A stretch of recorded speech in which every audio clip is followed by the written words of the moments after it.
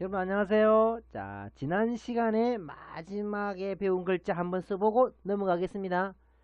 어떻게 옷감을 짜는 연습을 하던 율곡, 어디 위에 서 있다? 화롯불 위에 서 있다. 이렇게. 그 다음에 창도 들고 있다. 이렇게 마무리 쓰면 되겠습니다. 자, 다시 한번 써볼까요? 실. 그 다음에 서 있다 할 때 설레죠. 좀 길게 긋고, 그 다음에 날일자, 그 다음에 창 마무리 하면 짤직자가 되겠습니다. 화롯불 위에서 창을 들고 공부하던 율곡은 귀를 쫑긋 세우고 남의 말을 잘 들어주기도 했습니다. 나의 직무는 많은 사람들의 의견을 들은 후에 결정하는 것이다. 직책이 높을수록 남의 말을 듣는 귀는 더 많이 열려 있어야 하는 거야. 자, 여기 한번 보세요. 직책이 높을수록, 그죠? 어떤 직분에 맞게 귀가 아주 크고 열려 있어야 된다고 했죠. 그래서 귀니까 귀자를 이렇게 쓸게요. 이렇게. 그 다음에 똑같은 거. 짤직자 할 때 배운 글자. 이렇게 화롯불 위에 서서 있던 율곡, 창까지 들고 있던 율곡이가 귀를 쫑긋 세우고 듣고 있죠. 이렇게. 그래서 듣고 있는 그 귀는 직분에 따라서 달라야 된다 이렇게 했죠. 그래서 직분할 때 직자가 되겠습니다. 직책이라는 말도 들어봤죠. 그죠? 직책할 때 직이 되겠습니다. 화롯불 위에 서서 공부하던 율곡은 창을 내려놓고 새로운 뜻으로 마음을 세우고 화롯불을 안고 다녔습니다. 새로운 뜻을 세운 율곡, 화롯불을 안고 있죠. 자, 그러면 마음이라는 뜻은 밑에다 써야 되겠습니다. 자, 한번 보세요. 서 있으면서 공부하던 율곡은 화롯불을 안고 다녔는데 그 마음이 밑에 존재하니 그 위치가 가슴께 부분에는 화롯불이 있는 거예요. 뜨거운 화롯불. 그래서 뜻을 새로 세웠기 때문에 뜻의자가 되겠습니다. 소리 음자로 해석을 해도 되지만 여기서는 그림으로 해석을 해야 되니 바로 서서 화롯불 안고 있고 그 마음의 뜻을 세운 것 뜻의자를 이렇게 쓰겠습니다. 그래서 화롯불을 안고 이제 있다 이렇게 안고 서 있다 이렇게 생각하세요. 마음의 뜻을 세우고 화롯불까지 안고 공부를 하니 모든 이치가 마음에 와닿았고 이미 배운 것은 모두 기억이 났습니다. 가슴이 뜨거우니 잡념은 어디론가 가고 없고 공부한 것들만 기억나는구나. 하늘천 따지 금을현 누르망 쥐부지주 맹자왈 공자왈 하늘천 바람풍 흑토 아래하. 자, 여기 보세요. 마음이 두 개나 들어있습니다. 자, 그래서 화롯불 위에 서서 공부하던 율곡이가 화롯불을 안고 있고요. 그 다음에 그 밑에 마음을 썼습니다. 이것이 뜻의자라 했죠. 그죠? 거기 앞에다가 이렇게 마음을 또 붙이면 모든 것이 다 생각나더라 이겁니다. 요것도 마음이죠. 그죠? 점 두 개 내리 긋는 거 이거 마음입니다. 그래서 모두 다 생각나더라 모두 다 기억나더라 할 때 억자가 되겠습니다. 그래서 뭐 추억이라든지 지나간 일을 기억하는 것, 그 다음에 어떤 것을 기억하는 것, 기억이란 단어에 이걸 쓰면 되겠죠. 자, 쓸 때는 마음을 뜻하는 것 먼저 쓰고요. 그 다음에 화로를 안고 공부하던 율곡 그리 쓰면 되겠죠. 그죠? 신사임당은 화롯불을 안고 공부하는 율곡에게 물어보았습니다. 얼마만큼 공부가 잘 되게 하려고 화롯불을 안고 공부하느냐? 적어도 억배는 넘게 잘 되는 것 같아요. 억배요. 억배. 자, 보세요. 억입니다. 억. 동그라미가 무려 8개나 붙어있는 억이에요. 억. 이렇게 공부하면 배도 아니고 그죠? 억배다 이렇게. 배는 어떻게? 배는 돌멩이 위에 서서 공부할 때가 배로 잘 된다 그거겠죠. 그죠? 여기서는 화롯불을 안고 공부를 하면 어떤 배? 억배. 1억 배가 잘 된다. 그래서 억억자 배워보겠습니다. 사임당 썼죠, 그죠? 사람, 인변. 그 다음에 서서 화로를 안고 공부하던 율곡. 그 마음은 밑에 있겠죠. 그래야만 가슴 부분에 이렇게 화로불이 앉는 그 위치가 들어가겠죠. 마음 심자는 사실 무슨 모양? 우리 심장의 모습이죠. 그래서 심장 바로 위에 화로불을 안고 공부하던 율곡이가 공부를 하면서 몇 배나 잘 된다? 억 배나 잘 된다. 그래서 억 단어에 이 한자를 쓰면 되겠습니다. 여러분 공부가 안 되더라도 이렇게 노력은 해야지 따라 하면 안 되겠죠, 그죠? 뭐 돌멩이 위에 서서 공부하는 건 괜찮은데 화롯불 위에 서거나 화롯불을 안고 공부를 하면 안 되겠습니다. 아주 내공에 뛰어난 이율곡이만 될 뿐입니다. 자, 이렇게 이름을 함부로 부른 이유가 저보다 현재 지금 율곡이는 나이가 어리죠. 아직 이율곡 선생님에 대한 호칭을 붙일 때가 아니라서 율곡이라는 이름을 바로 불렀던 거예요. 오해하지 마세요. 마침내 공부를 다 한 율곡은 화롯불을 안고 두 다리로 걸어 다니면서 뭔가를 배웠습니다. 잘 보세요. 서서 공부를 하긴 하였는데 화롯불을 안고 다니고요. 다리로 걷고 다닙니다. 이렇게. 그래서 마침내 모든 걸 터득 다 했다라는 뜻에서 마침내 경자가 이렇게 해서 배우겠습니다. 다시 한번 써볼까요? 자, 설립자를 쓰고 화롯불 쓰고 두 다리로 걸어 다니더라. 마침내 경 필경이라는 단어에 이 한자를 쓰면 되겠습니다. 화롯불을 안고 다니던 율곡은 청동거울을 보며 자신의 의미와 위치를 다시 한번 생각했습니다. 자, 자신의 그 의미와 위치를 다시 한번 생각하기 위해서는 뭘 보는 게 최고다? 자신의 모습 보는 게 최고죠. 그래서 청동거울을 쳐다봅니다. 그럼 청동거울은 금속이니까 쇠금자를 쓰면 되겠습니다. 이 쇠금자가 금속으로 만든 제품 다 되거든요. 그래서 여기서는 쇠금자는 청동거울이다. 청동거울에 자신의 모습을 쳐다보더라. 화롯불을 안고 걸어다니던 율곡.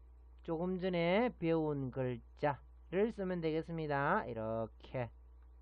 그러면 이것이 바로 거울을 나타내는 경자가 되었습니다.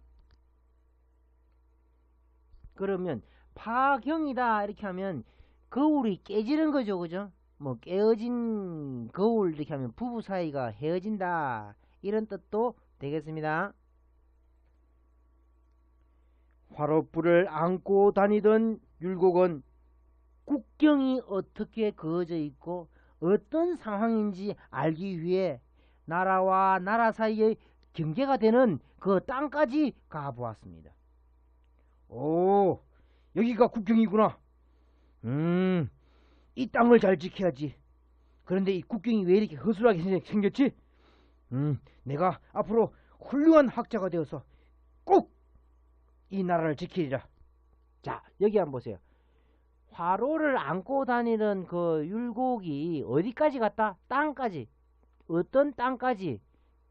나라와 나라의 그 경계가 되는 땅까지 갔죠, 그죠? 그래서 흑토자를 쓰고요. 그 다음에 화로를 안고 다니면서 공부를 하던 율곡, 이렇게 걸어 다니는 율곡이기 때문에 이렇게 그 다리를 더 첨가시켰습니다. 마침내 경자를 꼭 기억하셔야만 쇠금자를 붙이면 거울, 흑토자를 붙이면 경계할 때 경, 국경이라는 단어에 쓰면 되겠죠, 그죠? 또는 경계라는 단어에 쓰면 되겠죠. 그래서 여기에 스토리 한자는 핵심되는 그 글자를 기억하기 위해서 그 그림 위에 많이 따라 써보아야 되겠죠, 그죠? 그래서 여러분들도 저처럼 빨간 펜으로 그림 위에 반드시 이 글자를 써보아야 됩니다.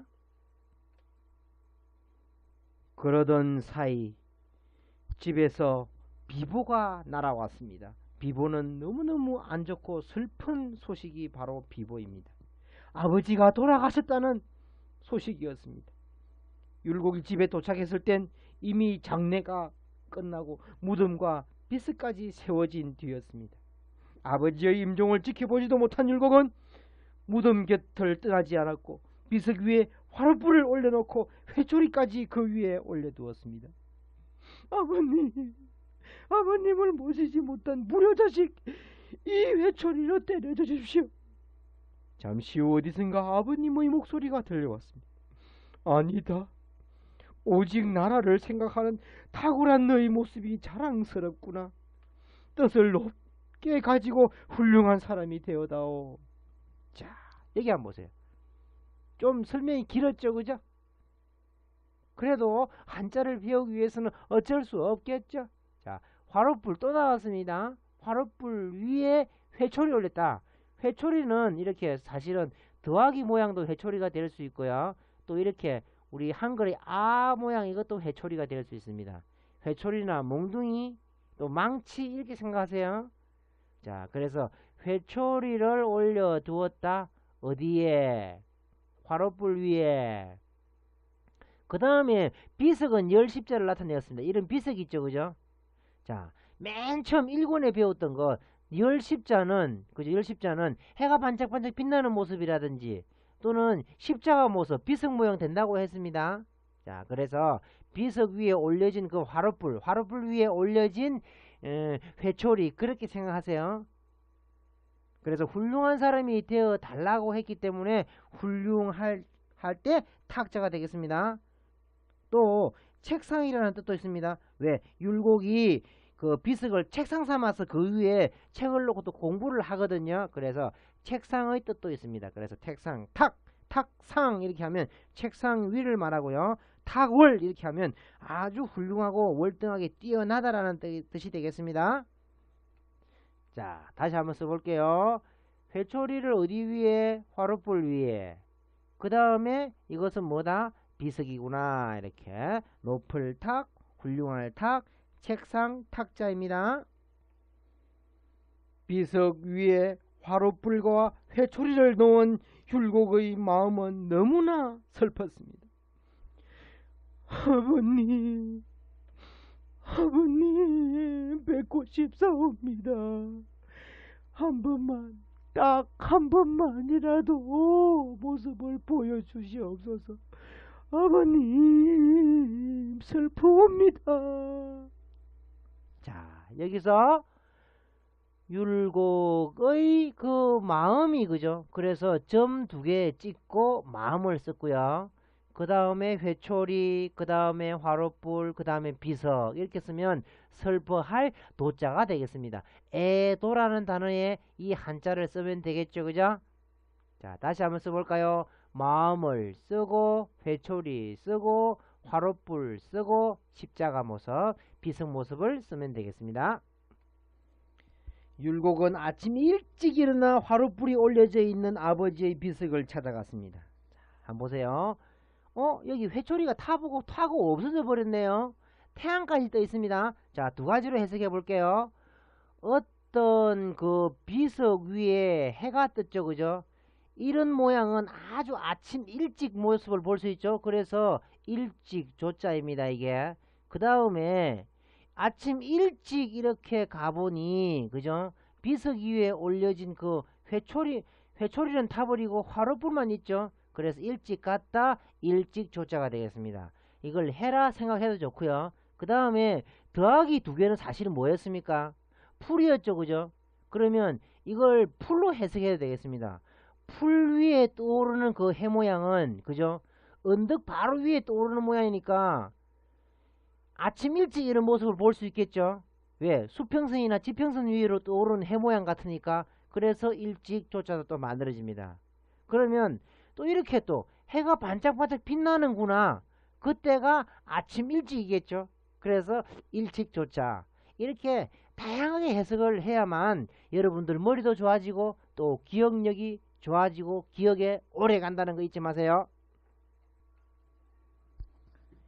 율곡은 하루 내내 무덤을 지키다가 날이 어두워지자 화로 안에 풀을 넣어 어둠을 밝혔습니다. 율곡은 아버지 곁을 3년 동안 지키기로 마음속으로 다짐하고 3년상을 치르기 시작했습니다. 아버님 곁에서 새롭게 시작하겠습니다. 자, 여기 한번 보세요.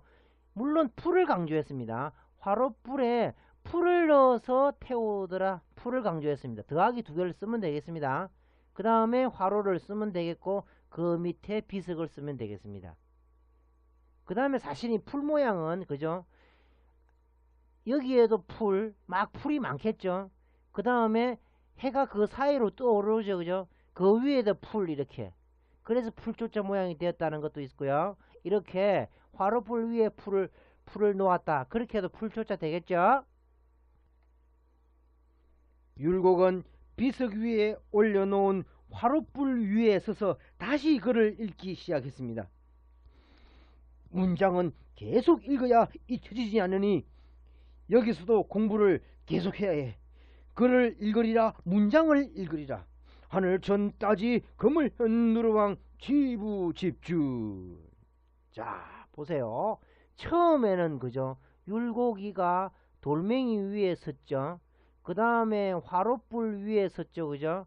그 다음에 화롯불을 안고 서 있기도, 그죠? 마음으로 이렇게 있으니까 서 있기도 하고, 또는 화롯불 위에 서서 안고 다니면서 다리로 걸어 다니기도 했죠. 지금은 아버님이 돌아가셔서 무덤 앞에서 3년 동안 지키고 있습니다. 그게 3년상이거든요. 그래서 서서 어디에 서서 화로가 섞인 서는데 비석 위에 올려진 화로, 이 모습이 글을 다시 읽는 모습이다 할 때 글장, 문장 할 때 이 장 쓰면 되겠습니다. 율곡은 비석 위에 올려놓은 화롯불 위에 서서 밤을 새워 공부했고 아침 햇살이 비치고 날이 밝으니 그 모습이 뚜렷하게 드러났습니다. 자, 이렇게 주면 뭐 줘야 됩니까? 표창창 줘야 되겠죠? 그래서 표창할 때 이 창 한번 배워보겠습니다. 자, 서서 공부하는데 뜨거운 화로 위에 서서 공부합니다. 그 다음에 밑에 있는 것은 비석이라 했죠. 그 다음에 햇살이 내리비치고 있으니 이 모습이 드러나죠. 그래서 드러나다 할 때 창자가 되겠습니다. 그래서 표창 이렇게 하면 세상에 드러내어서 그 칭찬을 하는 거고 어떤 상장을 주는 거예요. 표창이란 단어 꼭 기억하세요. 자, 다시 한번 써볼까요? 설립자를 쓰고 날일자 쓰고 십자가 열십자 쓰고 그 다음에 햇빛이 비치니 드러나더라. 이 선 세 개는 햇살 모양 또는 수염 모양 된다고 했죠. 여기서는 햇살 모양으로 하겠습니다. 비석 위에 서서 공부하던 율곡은 자신을 가로막고 있던 언덕을 보면서 말했습니다. 저 언덕이 나를 막고 있는구나. 그러나 저 언덕이 나의 인생에 있어 장애가 될 수는 없어. 저 언덕을 넘고 꼭 출세하리라. 자, 여기 보세요. 언덕을 보면서 자기 자신을 막고 있죠. 그래서 언덕의 모습 이렇게 썼습니다. 그 다음에 그냥 서서 공부하던 율곡 어디 위에 서서 화롯불 위에, 그 화롯불은 어디 위에 있다? 비석 위에 있다. 이렇게. 그래서 이것이 막힐 장애 이렇게 무슨 막고 방해되는 게 장애가 되겠죠, 그죠? 율곡은 무덤 옆에서 천막을 치고 지냈고 옷을 손수 지어 입기 위해 가위를 들었는데 갑자기 돌아가신 아버님이 생각나 입을 크게 벌려 울었습니다.